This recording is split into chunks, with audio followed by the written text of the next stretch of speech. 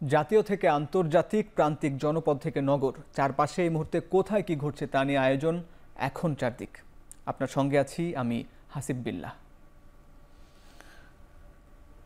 জাতিসংঘের সাধারণ পরিষদের অধিবেশনে যোগ দিতে যুক্তরাষ্ট্রের নিউ ইয়র্কের পথে অন্তর্বর্তী সরকারের প্রধান উপদেষ্টা ডক্টর মোহাম্মদ ইউনূস।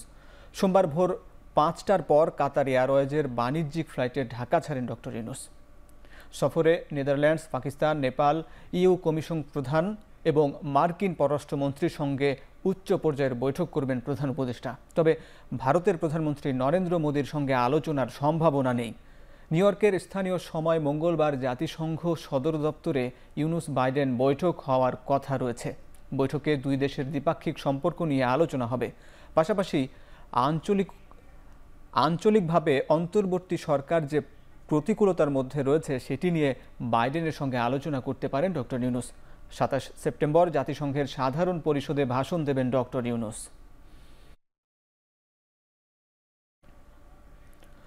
বৈষম্য বিরোধী ছাত্র আন্দোলনে গুরুতর আহতদের উন্নত চিকিৎসা দেয়া শুরু করেছেন চীনের জরুরি মেডিকেল টিম। সকালে জাতীয় চক্ষু বিজ্ঞান ইনস্টিটিউটে চিকিৎসা সেবা দেন ১০ বিশেষজ্ঞ চিকিৎসক। হাসপাতালের চিকিৎসকদের সঙ্গে প্রথমে বৈঠক করেন এবং আহতদের সব তথ্য জেনে নেন তারা।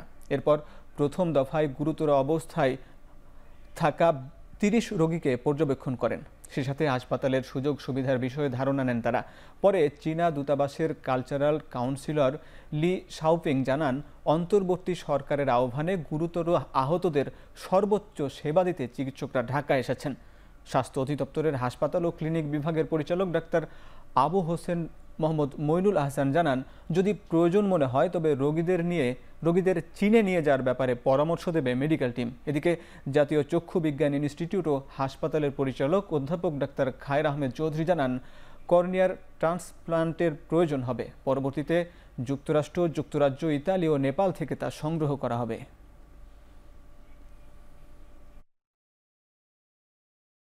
আমার দুই চোখে গুলি লাগছে। আমার প্রথমে মাথায় গুলি লাগছিল, আমি অজ্ঞান হয়ে গেছিলাম, আমার কোনো হোশ নেই। আন্দোলনে ছিলাম আমি, সামনের দিকে পুলিশ ছিল, সামনে দিকে বাদে আমরা পিছনে চলে আসি, বাদে পিছনের দিকে পুলিশ এসে গুলি করছে। আহত হয়েছি আপনার 19শে জুলাই আন্দোলন শুরু থেকে। তো ট্রিটমেন্ট পাইনি, ট্রিটমেন্ট পাইলে আমার চোখটা সুস্থ হয়ে যেত। পুলিশ আর বিজিবি মানে ছাত্রলীগ তারা মানে টিয়ার শেল, বুলেটিং মানে এইভাবে ছাড়তেছে।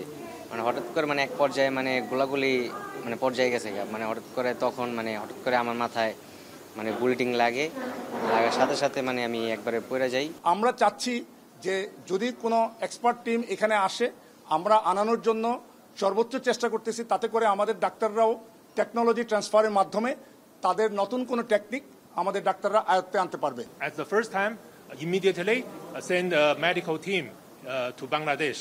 And this team is the first one. The doctor want to see the injured people, see the situation, see how they injured, and the equipment, what equipment in Bangladesh hospital, and they will know the situation. They can decide next step. বিভিন্ন bank থেকে খেলাপি ঋণের অর্ধেকই কয়েকজনের কাছে রয়েছে বলে জানিয়েছেন বাংলাদেশ ব্যাংকের গভর্নর আহসান এইচ মনসুর। বড় অর্থ লোপাটের বিষয়গুলো আগে ধরা হবে বলে জানিয়েছেন তিনি। এদিকে এই সপ্তাহে নীতি সুধার আবারও বাড়বে বলে জানান গভর্নর। কিছু ইন্টারন্যাশনাল এক্সপার্ট এনে আমাদের এই টাস্কফোর্সের সাথে এবং বাংলাদেশ ব্যাংকের যে কর্মকর্তারা আছেন যারা অডিট করেন, ইন্সপেকশন করেন, তাদেরকে নিয়ে এবং কিছু অডিট ফার্ম হায়ার করে 3টে ব্যাংকে প্রথমে আমরা শুরু করব। 3টে ব্যাংক শেষ করার পরে আবার 3টে ধরবো। এইভাবে আমরা এই 9টা ব্যাংকে আমরা অ্যাসেস করব। আমরা চাচ্ছি যে যারা একটু বড় কেসগুলোকে আগে অ্যাড্রেস করার জন্য, আর সিস্টেমিক ইমপ্রুভমেন্ট করতে হবে ছোট কেসগুলোকে ঠিক করার জন্য। বৈষম্য বিরোধী ছাত্র আন্দোলনে গুলিবিদ্ধ রাতুল ঢাকার একটি হাসপাতালে মারা গেছেন। সন্ধ্যায় কেন্দ্রীয় শহীদ মিনারে তার জানাজা অনুষ্ঠিত হয়।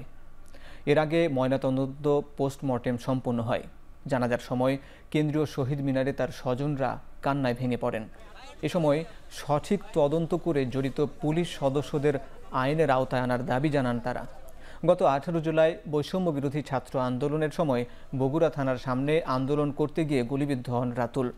আহত অবস্থায় পরে উন্নত চিকিৎসার জন্য ঢাকার নিউরোসায়েন্স হাসপাতালে আনা হয় তাকে।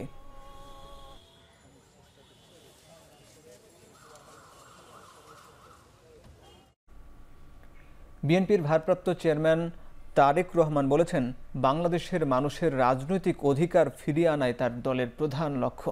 কিশোরগঞ্জে আন্দোলনে শহীদ পরিবার এবং বিভিন্নভাবে ক্ষতিগ্রস্তদের সহযোগিতা প্রদান ও গণসমাবেশে কথা বলেন তিনি। এ সময় দলমত নির্বিশেষে সবাইকে দেশের স্বার্থে ঐক্যবদ্ধ থাকার আহ্বান জানান তারেক রহমান। বলেন, স্বৈরাচারের দোসরদের ষড়যন্ত্র রুখতে অন্তর্বর্তী সরকারকে সহযোগিতা করতে হবে। এ সময় দেশের অর্থনৈতিক মুক্তির জন্য সবাইকে একসাথে কাজ করার তাগিদ দেন তিনি। সমাবেশে বিশেষ অতিথি হিসেবে উপস্থিত ছিলেন বিএনপির স্থায়ী কমিটির সদস্য নজরুল ইসলাম খান। আমরা বাংলাদেশের মানুষকে স্বাবলম্বীভাবে গড়ে তুলতে চাই অর্থনৈতিকভাবে। আমরা বাংলাদেশের মানুষের রাজনৈতিক অধিকারকে প্রতিষ্ঠিত করতে চাই এবং এটিই হচ্ছে আমাদের লক্ষ্য, এটিই হচ্ছে আমাদের উদ্দেশ্য। কিন্তু এই লক্ষ্য এবং উদ্দেশ্যকে বাধাগ্রস্ত করার জন্য স্বৈরাচারের দোসররা এখনো তাদের ষড়যন্ত্রকে অব্যাহত রেখেছে।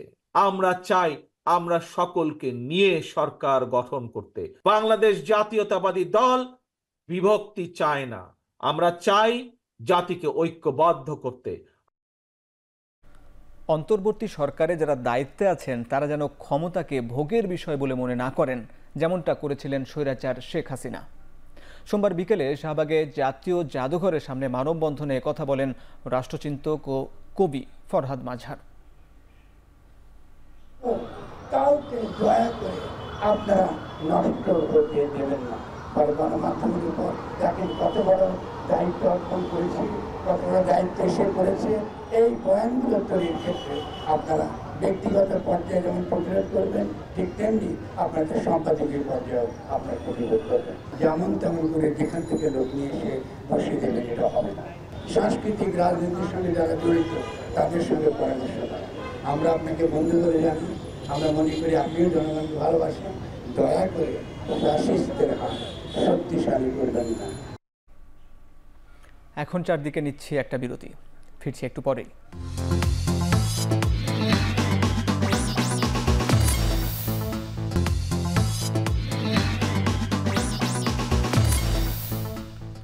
বিরতির পর ফিরে এলাম, দেখছেন এখন চারদিক। চট্টগ্রামে রাজস্ব বোর্ডের সার্ভার ডাউন থাকায় শুল্কায়নের কার্যক্রম ভেঙে পড়েছে। সিস্টেম লগ ইন করতে না পারায় সকাল থেকে চট্টগ্রাম কাস্টমসে কোনো কাজ করতে পারছেন না সিএনএফ এজেন্টরা। এতে অনলাইনে আমদানি পণ্য চালানের নথি দাখিলে অপেক্ষায় থাকতে হচ্ছে ঘন্টার পর ঘন্টা। একইভাবে অনলাইনে শুল্ক কর পরিশোধ করতে না পারায় বন্দর থেকে পণ্য খালাস করতে পারছেন না আমদানিকারকরা। এতে গুনতে হচ্ছে অতিরিক্ত পোর্ট ও শিপিং ড্যামারেজ। গত বৃহস্পতিবার রাতে উন্নয়ন কাজের জন্য সার্ভার শাটডাউন করার পর নতুন করে রেজিস্টার দিলেও সার্ভারে এখনও ধীরগতি। এতে শুল্ক কর্মকর্তারাও আমদানি ও রপ্তানি চালানের শুল্কায়নে কাজ করতে পারছেন না। সারা দেশে চিহ্নিত ৬৬,০০০ নদী দখলকারীকে উচ্ছেদে আগামী ২ মাসের মধ্যে কর্মপরিকল্পনা প্রণয়নের নির্দেশ দিয়েছেন বন, পরিবেশ ও জলবায়ু উপদেষ্টা সৈয়দা রিজওয়ানা হাসান। সোমবার সন্ধ্যায় কুমিল্লার বুড়িচং উপজেলায় গোমতী নদীর ভাঙা বাঁধ পরিদর্শনে এসে এসব কথা বলেন তিনি। এছাড়া উপদেষ্টা বলেন, সব জেলা প্রশাসকের প্রতি অনুশাসন থাকবে, নদ নদী খালবিল দখলদারদের বিরুদ্ধে যেন কঠোর আইনি পদক্ষেপ নিয়ে উচ্ছেদ কার্যক্রম শুরু করা হয়। নদীর বাঁধের মাটি কাটা এবং অবৈধভাবে বালু উত্তোলনকারীদের বিরুদ্ধেও কঠোর ব্যবস্থা নেওয়ার জন্য প্রশাসনকে নির্দেশ দেন উপদেষ্টা। এর আগে গত ২২ আগস্ট রাতে গোমতী নদীর বাঁধ ভেঙে প্লাবিত হয় কুমিল্লার বুড়িচং ও ব্রাহ্মণপাড়া উপজেলার বিস্তীর্ণ এলাকা। সম্প্রতি এই বাঁধের ১২৫ মিটার অংশ মেরামতের কাজ শুরু করেছে পানি উন্নয়ন বোর্ড। আগামী ডিসেম্বরের মধ্যে বাঁধের সম্পূর্ণ নির্মাণ কাজ শেষ হবে বলেও জানান উপদেষ্টা সৈয়দা রিজওয়ানা হাসান। এখন চারদিকে নিচ্ছি আরও একটা বিরতি, ফিরছি একটু পরেই।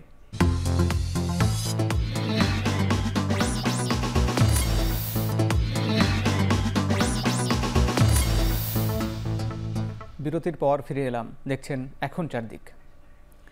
সকাল থেকে লেবাননের দক্ষিণে বিভিন্ন শহর ও গ্রামে ইসরায়েলের দফায় দফায় হামলায় নিহতের সংখ্যা বেড়ে দাঁড়িয়েছে অন্তত 200, আহত 7 শতাধিক। হতাহতদের মধ্যে আছে নারী, শিশু আর চিকিৎসকরাও।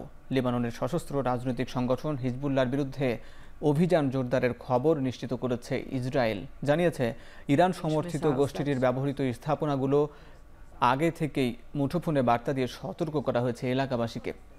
ইসরায়েলের দক্ষিণ সীমান্তের বাসিন্দারা নিজ নিজ বাড়িতে নিরাপদে ফেরার আগ পর্যন্ত এই হামলা অব্যাহত থাকবে বলে জানিয়েছে Tel Aviv.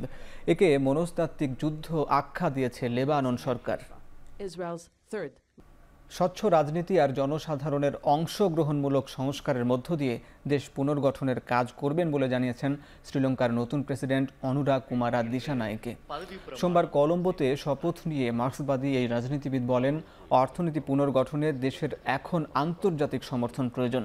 People's liberation front JVP এবং ন্যাশনাল পিপলস পাওয়ার এনপিপির 55 বছর বয়সে নেতা আরও বলেন, দেশের উৎপাদন, কৃষি আর প্রযুক্তি খাত উন্নয়নে জোর দেওয়া হবে। পাশাপাশি আন্তর্জাতিক মুদ্রা তহবিল থেকে ঋণ পাওয়ার প্রক্রিয়া আরও সহজ করতে কাজ করবে নতুন সরকার। শেষ করছি এখন চারদিক। এখন টেলিভিশন ওয়েবসাইটে দেখতে ভিজিট করুন www.ekhon.tv এবং এখন টেলিভিশন ফেসবুকে দেখতে ভিজিট করুন facebook.com/tv.ekhon এবং এখন টেলিভিশন ইউটিউবে দেখতে ভিজিট করুন youtube.com/c/ekhon tv।